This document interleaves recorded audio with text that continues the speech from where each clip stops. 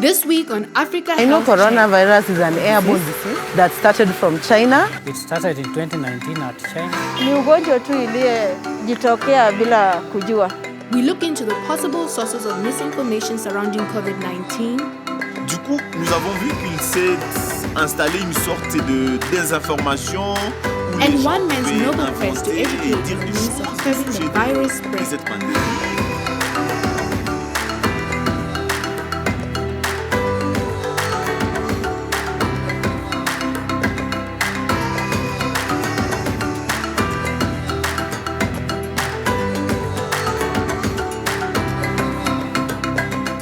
Good day and welcome to Africa Health Check. This is the show that reflects on Africa's response to the COVID-19 pandemic. My name is Khokhontlejang Paladi, and before we dive into the discussions, let us have a look at Africa in numbers. This week, our Africa in Numbers segment examines the COVID-19 infection rates, especially as the new infectious Omicron strain threatens to escalate the pandemic. Data as of 12 December 2021 shows that there have been at least 8.9 million reported infections of COVID-19 and over 200,000 reported deaths in Africa so far. 11 countries have reported the Omicron variant, with Uganda now joining 10 other countries in Africa where the Omicron variant has been detected. These countries include South Africa, Botswana, Nigeria, Ghana, Zambia, Senegal, Tunisia, Mozambique, Namibia, and Zimbabwe. African nations currently account for 46% of the nearly 1,000 Omicron cases reported by 57 countries across the world. On today's episode of Africa Health Check, we dive into the discussion of misinformation surrounding the COVID-19 pandemic. We have seen so much information circulating on digital platforms as well as mainstream media. A lot of this information is unverified and is detrimental to the COVID-19 response. Today, we are talking about the effect or impact of misinformation on the COVID-19 response and how we as the community can counter it. We'll be looking at it from a scientific, religious, as well as a social perspective. My panelists for today, we have a special guest who's also our feature for this week. And this is Mr. Joseph Tsongo from the Democratic Republic of Congo, who is a social activist. I'm also joined by regular panelists and commentators of the Africa Health Check, Dr. Marianne Moreithi, who's the current chair of the Department of Medical Microbiology and Immunology and a senior research fellow at the University of Nairobi in Kenya. Last but not least is Reverend Anthony Achempong, who's from Ghana, and he's a pastor as well as a pharmacist.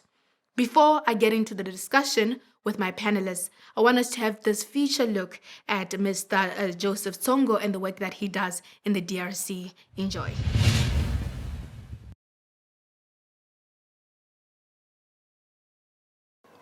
Alors, je suis Joseph Tsongo, je suis un citoyen congolais âgé de 27 ans. Alors, je suis un activiste des changements sociaux et je suis basé dans l'est de la RDC, précisément dans la ville de Goma, où je suis un activiste de changement social et coordonnateur de l'organisation Amani Institute Aspect.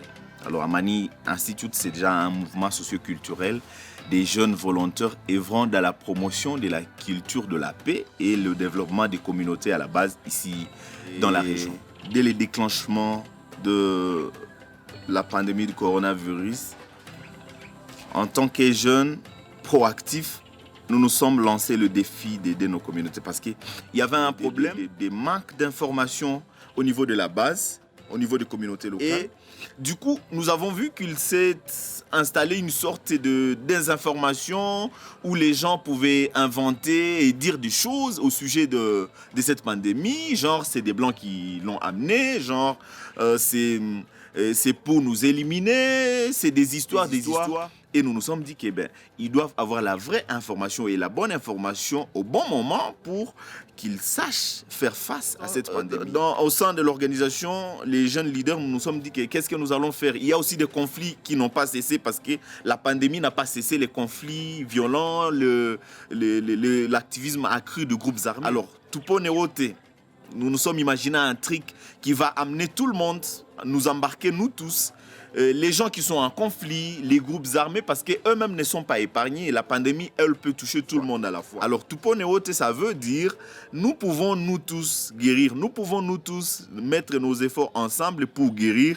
Et ça va passer par l'accès à la bonne information sur la pandémie de coronavirus et le message d'espoir pour les populations qui sont en souffrance, déjà qui vivaient dans des conditions en tout cas très fragiles, notamment les populations déplacées, mais aussi un message de paix, un message amener les gens à adhérer à la culture de la non-violence active sur terrain pour sensibiliser. Alors, déjà, il fallait une sensibilisation de proximité, c'est-à-dire approcher les gens et leur parler de bouche à oreille. Et puis, il fallait aussi utiliser les médias, notamment les radios communautaires au niveau local, parce que nous n'avions pas assez de moyens. Et puis, on a également organisé des ateliers de formation en faveur des leaders locaux, de déplacer et tout, pour les amener à savoir comment est-ce qu'on peut déconstruire. Comment est-ce que d'abord, quand on reçoit une information, on peut l'analyser, n'importe laquelle, mais surtout dans ce contexte de crise sanitaire, analyser une information et savoir détecter si l'information qu'on a reçue, elle est vraie ou fausse. Dans ce programme, il fallait amener des spécialistes, et notamment des médecins, qui au moins s'y connaissent au sujet de la santé. Ils ont un mot à dire. Ils peuvent expliquer une maladie, la naissance d'une maladie, comment ça vient, par exemple, la pandémie de coronavirus. Il fallait aussi amener des spécialistes. Nous avons, heureusement, au sein de notre organisation, des spécialistes en matière de résolution pacifique des conflits. Au-delà de ça, nous nous sommes dit qu'il serait mieux de leur offrir ce que nous pouvions avoir comme peu pour les aider à affronter cette pandémie. Et en tout cas, je pense que nous avons offert des tiges de savon, nous avons offert de kits de lave-mains, nous avons offert de masques aux gens, aux citoyens les plus démunis. C'est là en vertu de moyens que nous avions parce que nous vivons de contributions de membres de notre communauté locale. C'était ça notre contribution. Il fallait agir à notre échelle et en vertu de moyens que nous avions. C'est des petites techniques qui nous ont aidés à vraiment bien travailler avec les communautés locales.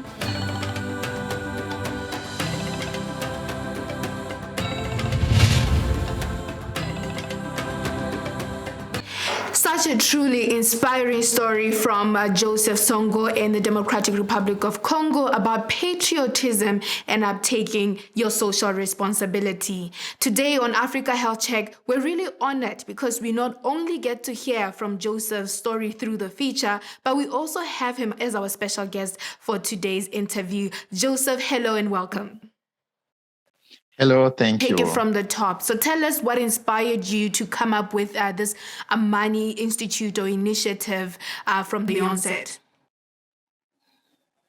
Well, so I said that Amani Institute was created in 2013, and it was, the situation in Eastern DR Congo with war since 1994. And we thought that as young people, as I am, and all people around me, we are active and they're using us to destroy. They are recruiting young people in armed groups. And we thought that it was not good. And there was another way to use our energy, our creative sense to build peace and to help our communities and our country, because we know that we are part of the solution that DRC and all the Africa need to recover. Absolutely fantastic. Getting your peers to not be radicalized into being part of the conflict, but rather being part of the solution and making a difference in DRC. I think that's really powerful and inspiring. I'm also aware that you have a program that is Tupone Wote. Maybe just tell us a little bit about it, and maybe for others like myself who don't understand the language, start off by telling us what does Tupone Wote mean. So tupone wote is in local language, the Kiswahili is that is mean to heal together. You know, since the COVID-19 pandemic, even before the COVID-19 pandemic, there was Ebola in the region, in our region. Before Ebola and until now, there are violent conflicts here in Eastern DR Congo. And we thought that in this period, people will die. And if we don't stand up as young people to try to mobilize local communities and young people also as we are to show them the danger with this sanitation crisis, the COVID-19 pandemic. Firstly, there was a misinformation. People haven't got really or trust information about the pandemic. And we try to ask people to adopt a kind of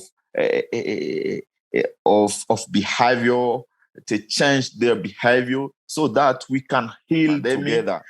Because when there is no trust information about the COVID-19 pandemic, about a situation, people can't know how to take the good decisions in their lives. You see, Totally understand. Maybe just to jump in there a bit, Joseph, to take you a few steps back. You know, you're talking about how you were raising awareness about how to prevent the spread and even getting infected by COVID-19, as well as observing the protocols that have been set. What do you think has been the impact, like, for your communication, the different platforms you were using to really counter misinformation? What do you see, what could you say has been the greatest difference that you have seen in the communities that you reached out to?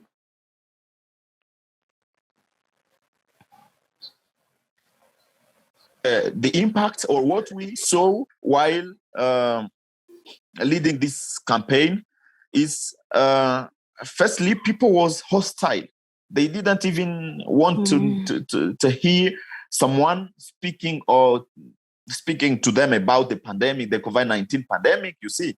And with those means we use, they try to accept. And there was a little change progressivement, you see. And it was progression. Yeah, yes, it was for us as a success, even accept, because what I can add is that people in the region, they don't even trust authorities because of the context, the bad situation, bad conditions of life they are living.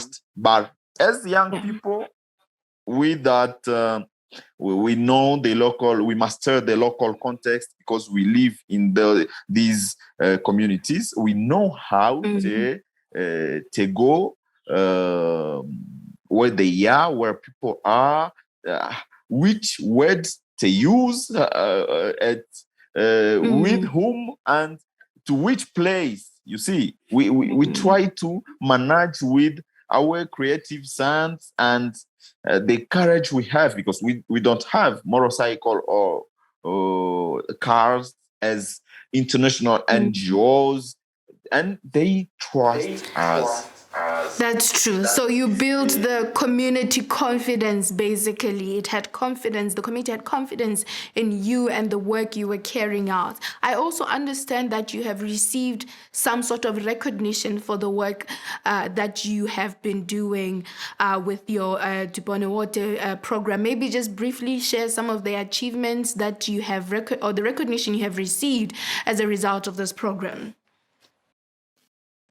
As a result of this program, firstly, the big recognition is with local communities, that they accept what we have, show them, and that is the big success we have, or we had in this program, to see people changing their way of living because of our messages in this program.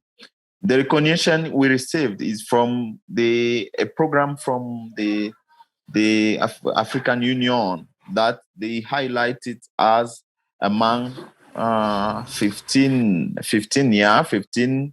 organization in Africa who was fighting against the COVID-19. Fantastic. Well, thank you so much for your time, Joseph Tsongo, and congratulations to your organization, Amani Initiative, for being recognized among the 15 organizations in Africa that were active in the response to COVID-19, taking up that social responsibility. Thank you for your time. Keep up the great work. And indeed, Duponewote, let us heal Africa.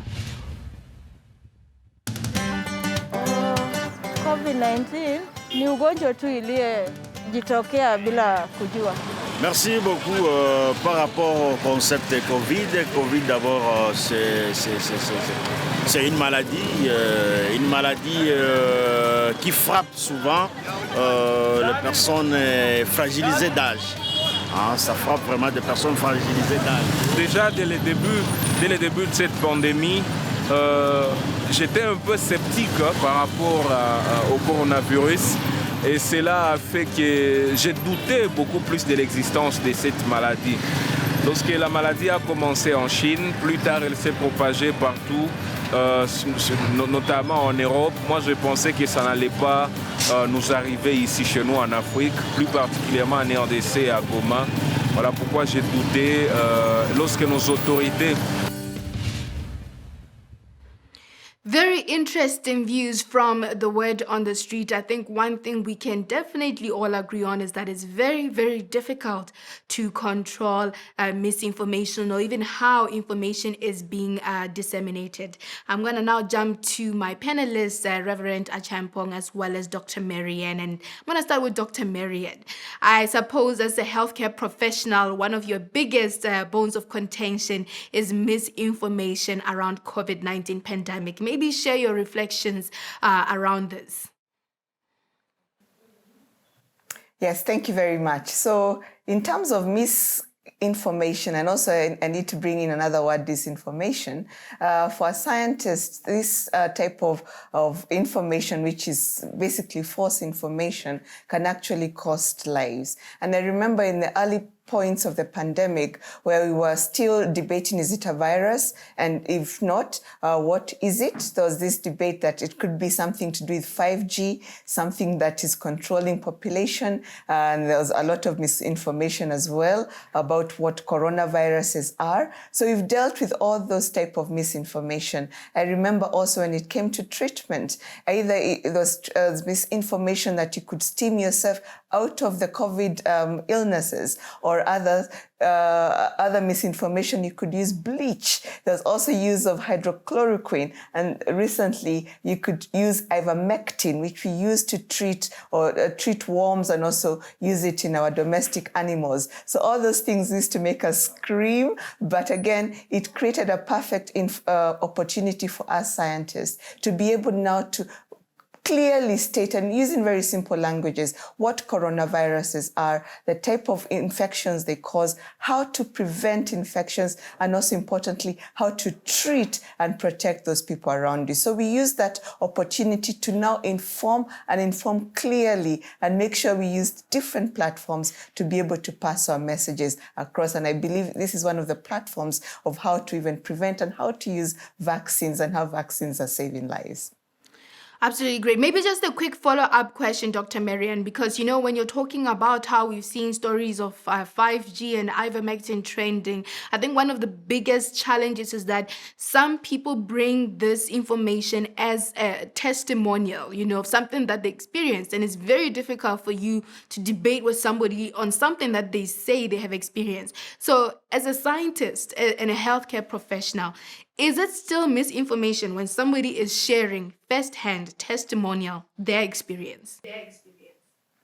Yes, because again, one person's experience could be totally different from a different person's experience. And this is where now we need trust that you trust the person who is giving you this information. And here we are asking our African colleagues, our population of brothers and sisters, trust us, particularly as scientists who've been studying these viruses, these drugs, hydrochloroquine for many years, and we know how they act, how they react with the body. Some of this information is particularly very dangerous. And now that we have vaccines, use these vaccines to prevent. Vaccines are not dangerous. They do not contain 5G that will be able to track you where you're going. In fact, we've been using vaccines for many years. Our children, our babies, our adults have been using vaccines. So trust these vaccines. There's data. You have to now show real-time data that they're actually saving lives, and we are able to reduce the numbers of the COVID infections and also COVID deaths. Misinformation is dangerous. So we need to be able to counter it with simple language and real-life examples. That's true. So trust learned experts and not just experts in social media streets and other trends that may be flying through in our societies or circles. I'm going to go now to Reverend Achampong. We are talking about misinformation in response to the COVID-19 pandemic. What can you say is the role of the religious community, particularly in information dissemination, whether positive or negative, but what has been the role of the religious community? I believe that news circulating on social media and other places, people tend to read into these news. For instance, when people say things like,